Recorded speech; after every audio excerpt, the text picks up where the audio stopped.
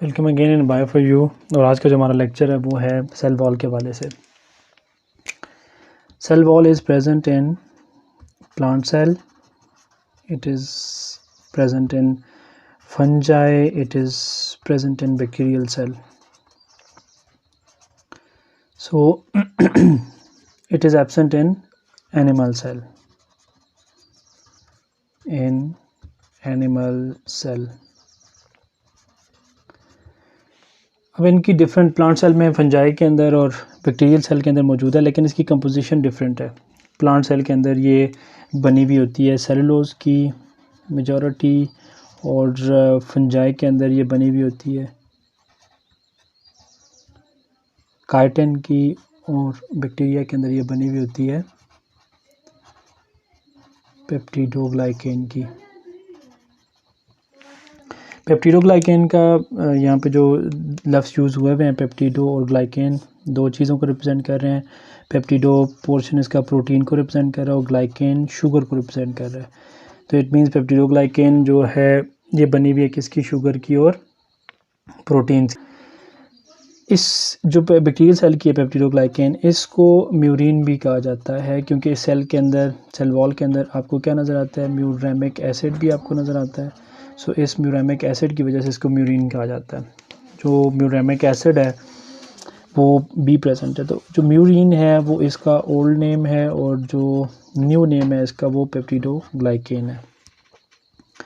Chitin भी carbohydrate है और सेलुलोज भी कार्बोहाइड्रेट्स हैं। इनको हम फर्दर आगे डिस्कस करेंगे, स्ट्रक्चर्स को भी जो बायोकेमिस्ट्री के अंदर।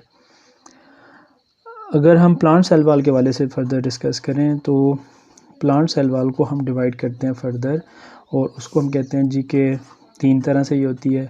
एक होती है जिसको हम कहते हैं प्राइमरी सेल वॉल, दूसरी उसको हम कहते हैं secondary cell wall, and the third one is the middle lamella, जो कि दो सेल के बीच में मौजूद है, लेकिन बनती सबसे पहले मिडल लैमेला है। प्राइमरी सेल वॉल, उसके बाद फिर सेकेंडरी सेल वॉल आपको नज़र आती है कहाँ पे, वो उन सेल्स के अंदर जो कि सपोर्टिंग सेल्स हैं। मैं इनको डिस्कस करूँगा फर्दर। अगर हम प्राइमरी सेल वॉल की बात करें तो ये प्रेजेंट इन ऑल सेल्स, हम प्लांट के वाले से डिस्कस कर रहे हैं, और हम कहते हैं जी कि ये कैसी होती है, इट इज़ फ्लेक्सिबल, और it is for the growth, क्योंकि सेल जब ग्रो कर रहा होता है तो ये साथ में बन रही होती है, तो ग्रोथ करते करते इसका साइज़ भी बड़ा हो रहा होता है। सो फ्लेक्सिबिलिटी इसके अंदर मौजूद होती है, इसीलिए साइज़, अगर सेल अभी इतना है और उसके बाद आपको सेल वॉल नज़र आती है, तो सेल का साइज़ अगर बढ़ के इतना हो जाता है तो इट मीन्स कि वो जो सेल वॉल है वो फ्लेक्सिबल है, जिसकी वजह से ये क्या कर रही है, ग्रो करवा रही है सेल को। सो सेल डिवीजन के दौरान सेल्स बना रहे होते हैं इसको, जब सेल डिवाइड कर रहे होते हैं तो मेम्ब्रेन क्या करते हैं, सेल वॉल को बना रहे होते हैं। और कहते हैं कि ये जो सेल वॉल एक दफ़ा बन चुकी हुई है तो अब है तो ये फ्लेक्सिबल, स्ट्रेचेबल भी है, फ्लेक्सिबल भी है, ये स्ट्रेच करती है। लेकिन ये स्ट्रेच जब कर रही है तो इसकी जो स्ट्रेचेबिलिटी है ये इरिवर्सिबल है। इरिवर्सिबल का मतलब है कि ये एक दफ़ा स्ट्रेच करेगी, उसके बाद फिर उसकी स्ट्रेचिंग दोबारा से अपनी डी शेप नहीं होगी। फॉर एग्जांपल अभी सेल इतना साइज़ इसका इंक्रीज़ किया और सेल वॉल इतनी होगी, तो ये स्ट्रेच करके इतनी हुई थी, दोबारा ऐसे नहीं होगा कि जब सेल अगर श्रिंक करता है तो सेल वॉल दोबारा से अपना साइज़ लूज़ नहीं करेगी। सो इरिवर्सिबल स्ट्रेचिंग है इसकी।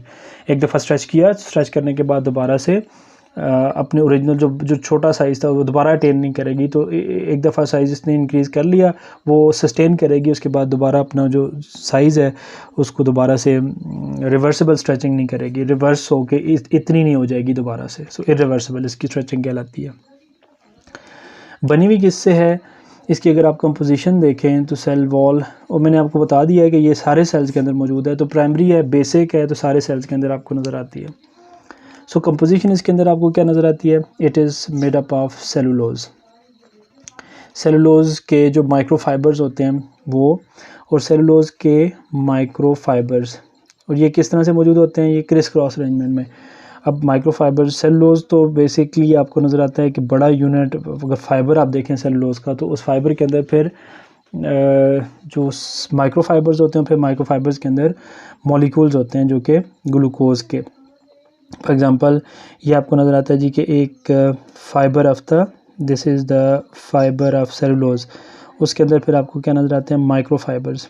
तो ये एक मैं बीच में से हाईलाइट करता हूँ, this is known as the micro fibre. तो जो सेल वॉल बेसिकली है वो बंडल्स, फाइबर्स जो होते हैं बंडल्स ऑफ सेलुलोज मौजूद होते हैं, फिर उनके अंदर माइक्रो फाइबर्स होते हैं। ये माइक्रो फाइबर्स हैं और फिर माइक्रो फाइबर के अंदर फिर आपको क्या नज़र आते हैं जी, सेलुलोज नज़र आते हैं, सेलुलोज ये और इस सेलुलोज को अगर आप देखें तो ये आपको ग्लूकोज के स्ट्रक्चर्स नज़र आते हैं ये, और आपस में जुड़े हुए ये ग्लूकोज के स्ट्रक्चर्स हैं जो कि आपस में जुड़े हुए हैं फर्दर ऐसे। और इनके अंदर जो ग्लूकोज मौजूद है वो कौन सा है, इट इज़ बीटा ग्लूकोज। और इनके बीच में जो लिंकेज है दिस इज़ 1,4 ग्लाइकोसिडिक लिंकेज। 1,4 जो ग्लाइकोसिडिक लिंकेज है, this is 1,4 glycosidic linkage. Again ये स्ट्रक्चर मैं आपको बताऊंगा भी कि कौन सी है ये स्ट्रक्चर, और उसकी जो 1,4 ग्लाइकोसिडिक लिंकेज है वो भी हम डिस्कस करेंगे, लेकिन अभी यहाँ हम जनरल उसका स्ट्रक्चर डिस्कस करते हैं। अब ये जो मैंने आपको मेन इसके जो फाइबर्स बताए थे वो मैंने आपको बताया जी कि सेलुलोज उसका मेन माइक्रो फाइबर है। तो सेलुलोज की जो अरेंजमेंट है वो किस तरह से है, क्रिस क्रॉस अरेंजमेंट है। ये सेलुलोज के फाइबर्स हैं इस तरह से रन कर रहे होते हैं, फिर दूसरे जो फाइबर्स हैं वो इस तरह से रन कर रहे होते हैं। सो इस क्रिस क्रॉस अरेंजमेंट की वजह से इसके अंदर क्या चीज़ आ जाती है जी, एक स्ट्रेंथ आ जाती है, और ये स्ट्रेंथ सो ये मजबूत एक वॉल बन जाती है because of the criss cross arrangements. और क्रिस क्रॉस जो अरेंजमेंट है इसकी, इसमें जो सेलुलोज के जो फाइबर्स आपको क्रिस क्रॉस रन करते हुए नज़र आते हैं, इसके अलावा इसमें और भी फाइबर्स मौजूद होते हैं पॉलीसेकेराइड। जो cellulose basically this is cellulose. तो सेलुलोज क्या चीज़ है, it's a polysaccharide. Polysaccharide means having many sugars.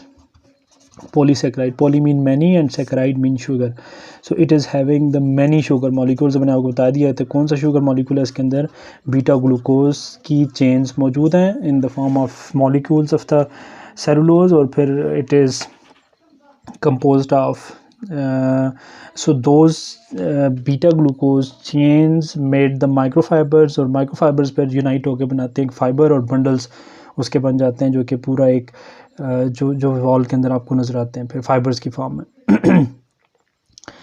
अब इसकी जो अरेंजमेंट है मैंने आपको बताया कि सेलुलोज तो पॉलीसेकेराइड मौजूद है उसके अंदर, एक और उसके अंदर मौजूद है जो पॉलीसेकेराइड को हम कहते हैं that is known as the hemicellulose.